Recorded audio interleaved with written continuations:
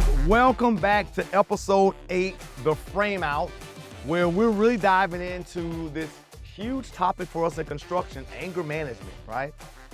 But before we dive into the last segment, I really want to address, I've had my first question. Mark from Gainesville threw a great question out to us based on one of our previous episodes, and he had this awesome thing to say. Hey, listen, he said, Alex, it's great to understand the power of trust and understand how important trust is.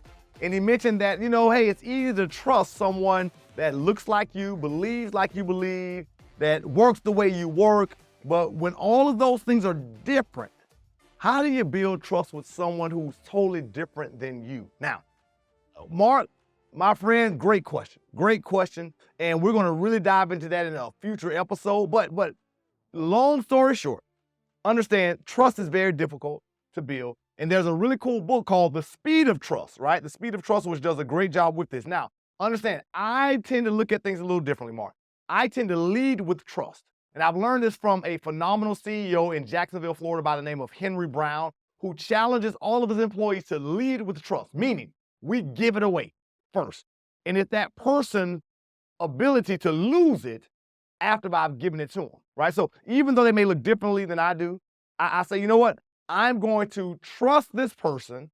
And of course, you got to be careful with what you trust them with, Mark. So understand that, right? But leading with trust helps a lot of time with that. Now, how do you build it with someone different? Well, number one is consistency, right? So that takes time. And so it's showing up over and over and over, doing what you said you were going to do and consistently doing that. Now, consistency means a ton. So if I see that person constantly doing it, it helps. Now, the next thing is evaluating their skill set.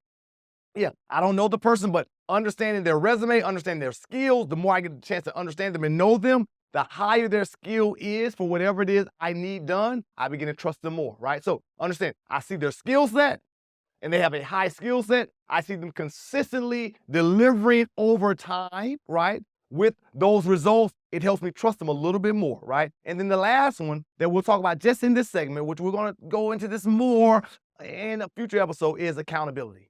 If I see that person taking personal accountability when they make a mistake, when they make an accident, personal accountability, following up with me, it helps me build that trust more. So when I mix all three of those together, it helps me begin to really trust those who look differently than I do because I evaluate their skill set, right? I begin to look at their consistency and their accountability, right? And so we'll dive in more on that a little later, Mark, in an upcoming episode where we'll break all of that down, really begin to talk about trust, how you build it, what that looks like, right? But today, one thing that breaks down trust, my friends, is anger. Understand, if you lose your shit on all your employees and your friends, trust me, they don't trust you as a leader. So you have to do a great job. And understand, in the previous segments, we've talked about how to have the right mindset, the right skill set to manage it really, really well. But what about body language? Now, understand this. There are a few things that you have to do. Number one, when you're dealing with someone who may be angry with you as a leader, your body language says a ton, and you want to do a great job of mastering that. And so how do you do that? Well, number one, maintain good eye contact. When the person's talking to you, be respectful. They're bringing something to your attention that has angered them or someone on the team. You have to really thank them for that and respect that, my friend, because oftentimes, I tell people oftentimes, it's lonely at the top. What do I mean by that? Well, oftentimes people don't bring things to leaders. They just talk behind your back. So the fact that someone's willing to take time out to give you creative criticism is phenomenal. I mean, I tend to thank everyone who does that because that means, hey, they took their time to come tell me something. Whether I agree with it or not, I still can kind of analyze it and see it, right? So number one, maintain good eye contact. Number two, notice your body posture, right? I tell people all the time, and I have to work on this myself, when a person comes to me to give me some kind of feedback, this is comfortable for Alex. I like this position. It feels good, but this is really closed off and you have to be careful with this. So for me, when a person brings me feedback, and especially if they're angry and upset, I try to open up, have an open posture. Say, oh, what's going on? How are you? How are you, right? So I have to constantly remind myself of that, right? And if you're not careful, folding arms, clenching fists, that never is a good sign, my friends, right? So you want to watch that body language. The next thing is notice your proximity, right? Now, typically you want to be closer to that person. The closer you are to that person, the better you can be with that. Now, unless you find yourself just getting heated. If it's a heated conversation, more space may be needed, all right? I want you to pay attention to your facial expressions. Oftentimes, I have a lot of leaders, their face says it all, right? My wife and I have an inside word that we use, that we're talking to each other. When someone says something that just makes us like, whoa, we kind of whistle, watch it, check your face, right? So we're, trying to change your face real quick, right? Check your face. And I try to challenge my leaders to say, check your face. When someone's delivering information to you that's, can drive you insane, check your face. Try your best to, let me check my face. I remember I was in a meeting not too long ago, and man, my face said it all. I forgot totally to check my face. People knew exactly what I was thinking and how I was feeling, right? The next thing is pay attention to your gestures, your body gestures, your, blowing and huffing and puffing and all of those different things. Oftentimes that doesn't do a great job for you. It oftentimes escalates the conversation. And then last but not least, watch your tone, watch your volume. Tone and volume. And what do I mean by that? Well, oftentimes when people get upset, my friends, we get very loud, right? We start screaming, right? And so I tell people, hey, turn it down a couple of notches. Turn it down a couple of notches on purpose, because you need to understand that naturally you are going to escalate and that voice is going to pick up a little bit more. So therefore, by purposefully turning down your voice, you can do a phenomenal job of working with people, and you can do a great job with that, right? Last thing for you, my friends, I want you to think about. Last thing for you here. Number one, when you're working with people, do a great job of listening to what their issue or problem is. If you can do that really well. You can really begin to build trust with your team. Number two, acknowledge that person's anger.